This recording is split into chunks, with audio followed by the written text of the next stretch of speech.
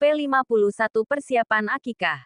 2 hari sebelum acara akikah baby Syahdan, Aidan dalam perjalanan menjemput kakak ipar dan sang suami yang pasti ada baby Kesha juga. Aidan menjemput mereka bersama ayah. Tadi jam berapa katanya landing? Tanya ayah ke Aidan. Mereka sedang berada di lobi airport. Sekitar jam 2 katanya ya.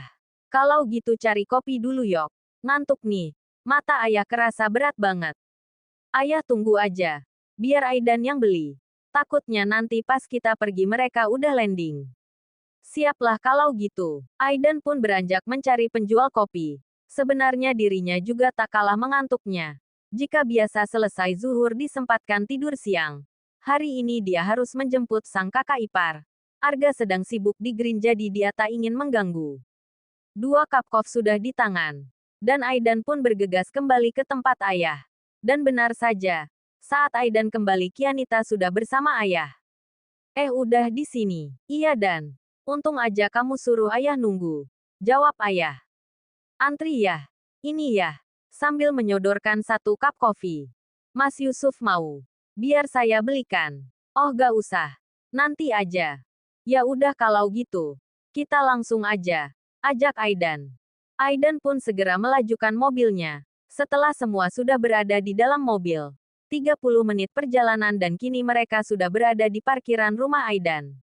Aidan membantu Yusuf membawa perlengkapan yang mereka bawa. Kedatangan mereka langsung disambut Bunda. Sedangkan Syafira dan Syahdan sedang di kamar. Incu nenek yang paling gelis. Sini gendong sama nenek. Kangen nih nenek. Ujar Bunda. Syamana bun. Lagi tidur kayaknya di kamar. Kalian istirahat aja dulu. Oh iya mbak. Antara Kianita ke kamar ya mbak. Ujar Bunda Aidan kepada si mbak. Oh ya. Baik bu. Aidan ke kamar dulu ya bun. Ngantuk berat nih. Sambil mengusap wajahnya. Bunda menjawab dengan anggukan. Sesampainya di kamar Aidan tersenyum sumringah melihat bidadari surganya tidur miring. Sembari merangkul sang malaikat kecil mereka. Sangat nyenyak tidur mereka. Hasil lembur tadi malam membuat mereka ngantuk berat. Aidan ikut membaringkan tubuhnya di belakang Syafira. Memeluk Syafira dari belakang. Kehadirannya benar-benar tidak membuat mereka terusik, dan dengan cepat Aidan pun memejamkan matanya. Di kamar Kianita, kalian istirahat aja. Atau mau makan dulu? Masih kenyang bun? Nanti aja. Kia mau bersihkan badan aja dulu. Haredang. Ya sudah. Kesha biar sama bunda. Kianita mengangguk. Setiap acara diadakan di sini. Kenapa sesekali gak di PKU? Tanya Yusuf. Dan bunda yang mendengar saat belum sepenuhnya keluar dari kamar pun menoleh. Mau di PKU ataupun di sini semua sama Suf. Bukan Syafira tidak ingin mengadakan acara di PKU. Tapi mereka ada tanggung jawab di sini yang gak bisa sesuka hati mereka tinggal. Apalagi Aidan itu dosen. Jawab bunda sedangkan Kianita menyenggol pundak Yusuf. Kalian istirahat aja. Tambah bunda lalu meninggalkan mereka berdua di kamar. Mas itu kenapa sih? Kayaknya gak suka banget sama Aidan. Tanya Kianita. Yang gak suka sama dia siapa sih sayang? Mas Kia tahu ya. Mas selalu aja menilai mereka dari segi negatif. Dulu Mas juga gitu. Beranggapan Syafira gak bahagia. Mereka gak saling mencintai. Buktinya apa coba? Lihat sekarang ada Syahdan di antara mereka Mas. Bukan gak suka sayang. Kan kita sama-sama tahu alasan mereka menikah. Gak usah ungkit itu Mas. Tapi lihat mereka sekarang. Bagaimana perlakuan keluarga Aidan ke Syafira? Terserah Mas aja deh.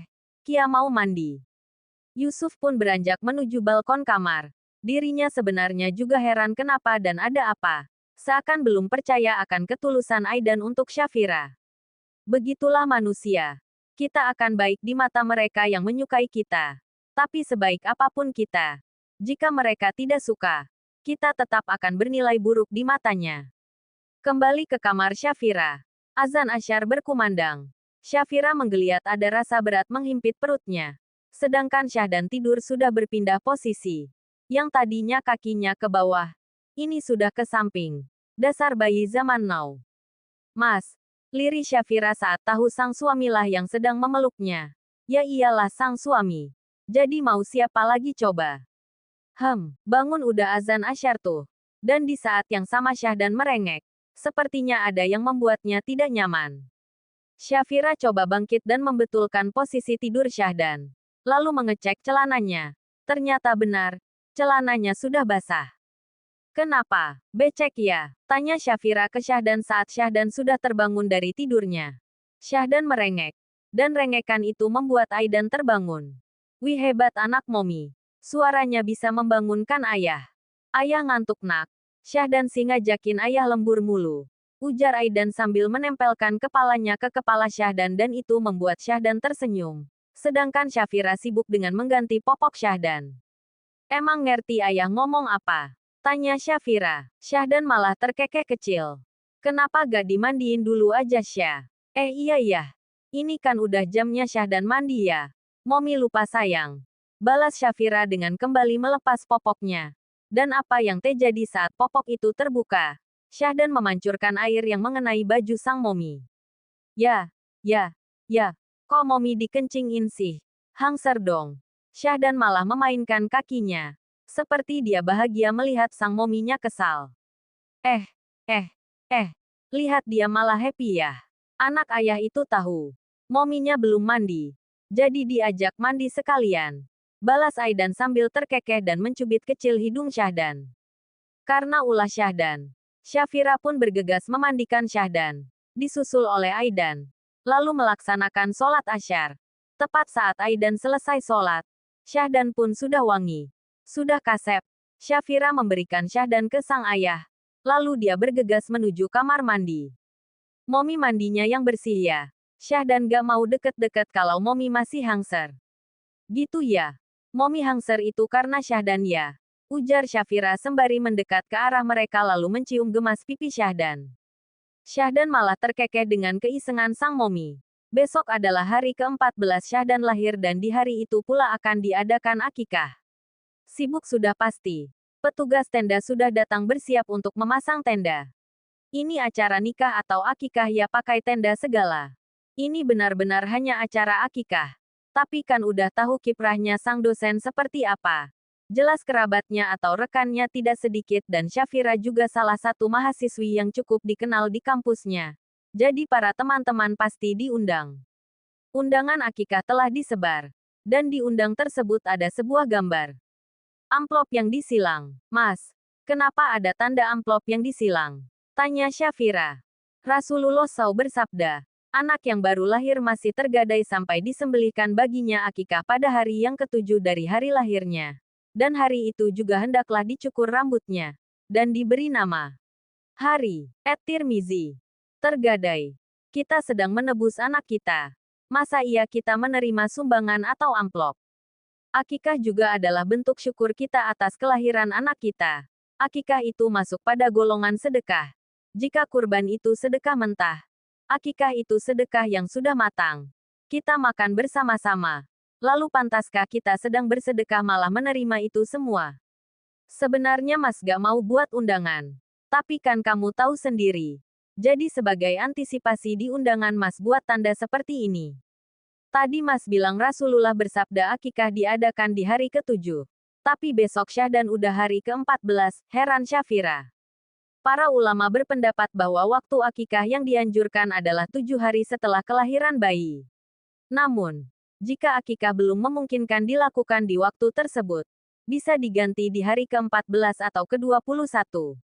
Terus kalau lewat dari hari yang dianjurkan gimana? Ada ulama yang mengatakan bahwa akikah bisa dilakukan kapan saja sampai ada kemampuan. Bahkan, seorang anak boleh mengakikahkan dirinya sendiri saat dewasa kelak. Apabila orang tuanya tidak memiliki kemampuan untuk itu saat ia masih kecil. Wallahu a'lam bishawab.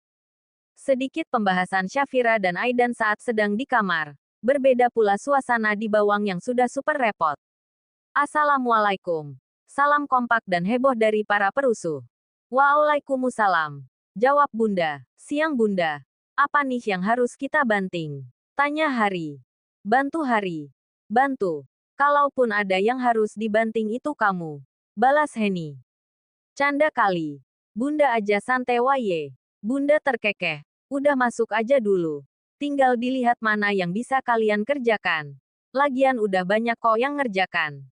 Baby Syahdan mana bun? Tanya Risa. Ada tuh di kamarnya. Naik aja ke atas. Mereka pun dengan cepat berhamburan menuju ke kamar Syafira. Dan saat di tangga mereka hampir menabrak Yusuf. Astagfirullah. Ini pada lari-lari mau ngapain sih? Mereka pun saling menoleh. Mau ke kamar Baby Syahdan mas. Jawab Hanum karena teman-temannya diam semua. Emang udah izin? Udah mas. Jawab Hanum. Ya udahlah. Masa iya kita mau masuk kamar orang tanpa izin? Balas Hari dan Yusuf hanya geleng-geleng. Dan mereka agak ambil pusing dengan keberadaan Yusuf. Siapa sih tuh? Tanya Risa saat Yusuf sudah jauh dan mereka melanjutkan menaiki tangga. Seingat aku dia itu abang iparnya Syafira. Jawab Hanum.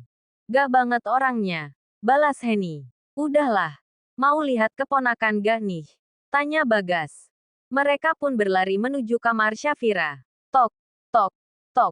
Suara pintu kamar Syafira yang mereka ketok. Sebentar. Aidan yang menjawab sambil menuju pintu. Saat Aidan membuka pintu, para geng konyol itu langsung nyengir kuda sambil melambaikan tangan. Sebentar ya. Syafiranya lagi ngeasiin Syahdan. Mereka pun memberikan hormat tanpa suara. Banyak pasang mata yang melihat kekonyolan mereka. Ayah, Bunda Simba dan lainnya geleng-geleng kepala melihat mereka. Itu teman-teman Syayayah. Tanya Yusuf. Iya. Kocak teman-temannya. Selalu bikin mood naik. Memang gitu anak-anaknya. Tapi baik kok dan mereka sayang sama Syah. Ujar Bunda Aidan seakan mengerti ekspresi wajah Yusuf yang sepertinya merasa aneh atau risih. Tak lama kemungkinan Aidan kembali membuka pintu kamar. Dan mereka begitu dapat komando langsung berhamburan masuk ke kamar. Hei boynya Uncle Hari yang guantengnya 11-12 sama Uncle. Ujar boy dari depan pintu sambil menyerobot ingin duluan. Dan itu membuat kepalanya didorong oleh Risa. Kalian ya, ngalah-ngalahi emak-emak yang antri sembako murah. Ujar Syafira melihat tingkah mereka. Syamas ke bawah dulu ya. Itu orang tenda udah datang. Ujar Aidan sambil berlalu keluar. Iya mas. Baby Syahdan dan Anteng di atas ranjang. Sedangkan para Uncle dan ontinya berjejer di tepi ranjang. Ih pipinya gembul banget mom. Ujar Heni. Udah kayak adonan bakpao. Balas Hanum. Kayak aku dulu tuh waktu bayi. Pokoknya 11-12 lah. Ujar Hari. Jangan mau disamain sama Uncle Hari mau dek. Gak ada cewek yang mau nanti. Balas Heni. Yah. Selepe dia. Belum tahu aja kalau aku udah keluarkan kekuatan. Kekuatan apa Har? Tanya Bagas. Kekuatan spiritual. Kamu gak tahu aja gas. Dia kalau malam suka makan kemenyan. Balas Heni. Buset. Kamu kira aku dukun? Balas Hari. Iya dukun Jones. Jomblo ngenes. Hahaha. Balas Heni. Kalian kayaknya jodoh deh. Ujar Bagas. Iya bener tuh. Emaknya Heni. Bapaknya Hari. Nanti anaknya dikasih nama Huru Hara. Biar makin heboh. Balas Risa. Serbahaya. Hari. Heni. Huru. Hara. Balas Bagas. Jir. Oga berjodoh sama Hari. Enak dia senep di aku dong. Jika mereka meributkan hal tak karuan. Syahdan malah terkekeh kecil. Apa yang membuatnya terkekeh hanya dialah yang tahu. Ih anak momi ketawa. Kenapa nak? Uncle sama onti udah kayak sirkus ya. Ujar Syafira sambil mengajak ngobrol Syahdan. Wah, baby boynya Uncle Hari harus berpihak sama Uncle ya. Jangan sama onti Heni. Lagi-lagi Syahdan terkekeh kecil.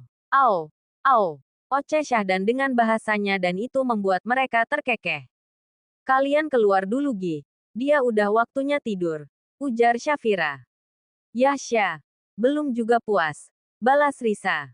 Gimana coba mau kalian puas? Kalian aja asik berdebat. Syahdan nampak menguap beberapa kali. Dan Uncle dan onti pun mengalah untuk keluar. Tunggu deh Syah. Itu abang ipar kamu kayak gak suka gitu deh sama kita. Ujar Bagas tiba-tiba. Gak suka gimana? Iya Syah.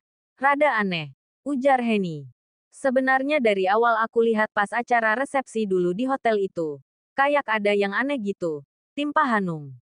Perasaan kalian aja. Orangnya baik kok. Udah buruan keluar. Syahdan udah ngantuk nih. Bukan Syafira tidak dapat merasakan sikap Yusuf. Apalagi sikapnya terhadap sang suami. Tapi Syafira tidak ingin ambil pusing. Selama itu tidak mengganggu keluarga kecilnya. Mereka pun berhamburan keluar. Dan setelah Syahdan terlelap, Syafira ikut turun ke bawah.